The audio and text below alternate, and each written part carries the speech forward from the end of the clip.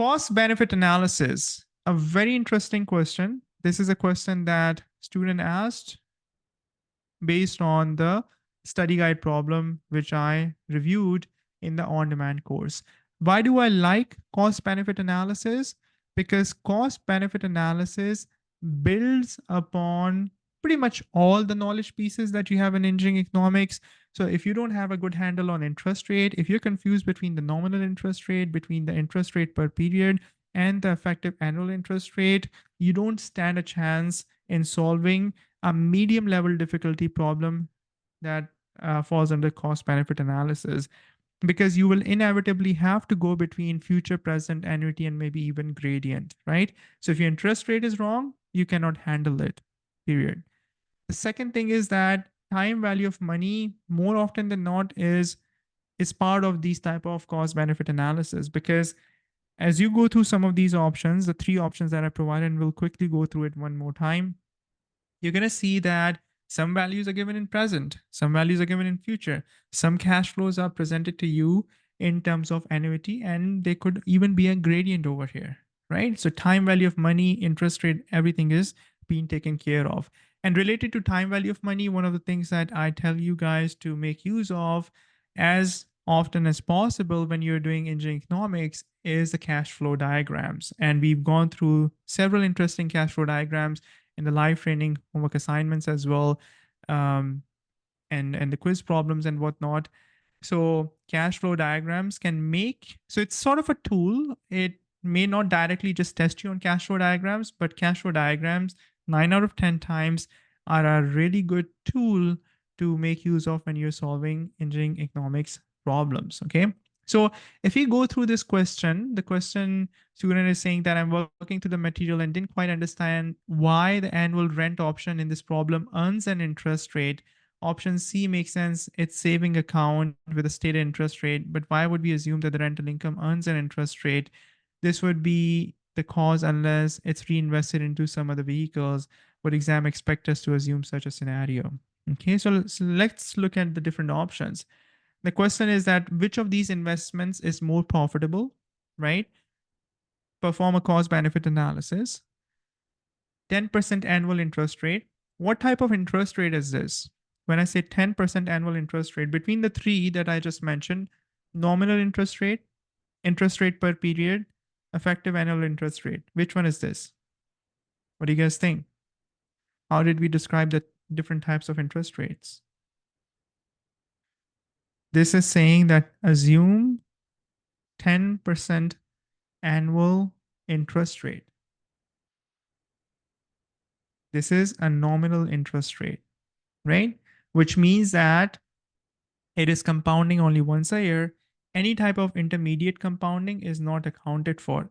If there's intermediate compounding, then you have to take care of it either through interest rate per period calculations or by converting all of those intermediate compoundings into effective annual interest rate depending on your payment frequency. Okay, so option A, purchase $1,000 of stocks and you expect to sell it for $200,000 in 10 years. So cash flow diagram, again, highly recommend sketching them out. $1,000 today, and notice that the length of this arrow, roughly, not to scale, is about 2x of this. Okay, so this is $200,000 and 1, 2, 3 up to year 10. Does it make sense? So that's my option A. This is a Mickey Mouse sketch, but to be honest, it is better than not sketching it. Okay, and it sort of gives you a visual perspective about what you're looking at. Now, option B is really what the student, I think, is concerned about. $100,000 real estate investment. I don't even know if you can purchase $100,000 real estate investment anywhere in the country in this day and age. It could be a real estate investment trust, just for the sake of creating and letting our imagination go wild. And it is paying us 5,000 rent per year. So essentially it's net income, right? And is expected to sell for $160,000 in year 10.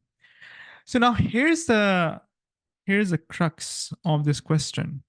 Student is assuming that the $5,000 Okay. So the cash flow diagram for option A, option B,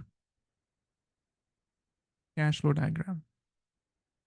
You invested $100,000. And this cash flow, guys, for option B looks something similar to what?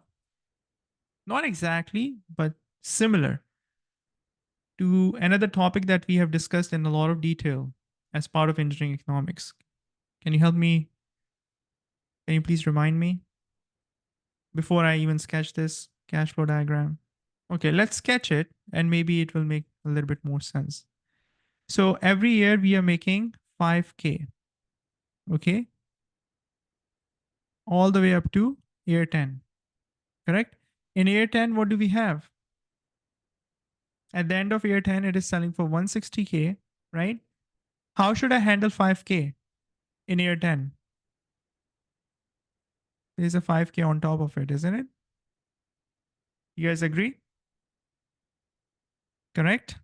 Now, when I look at this, what does it remind you of? What does it remind you of? It's not exactly the same, but very similar to James Bond, right?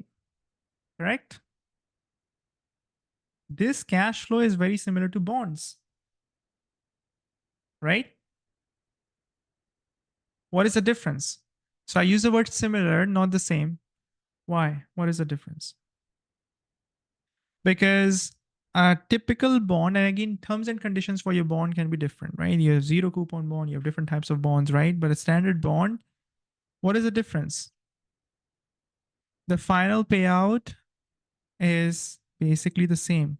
Over here, we are making use of the capital gains as well. Okay. Does it help? The cash flow diagrams, as you can see, right? They don't leave anything to chance. You're able to understand them very properly. Now, we still have not answered the question that the student is asking. It's like, does the rental income earn interest? So essentially, what are we doing with this 5K? First of all, what is this 5K? Annuity, right? Same amount being paid every single year. Apparently, there is rent control, and it seems like there is no increase in the rent, right?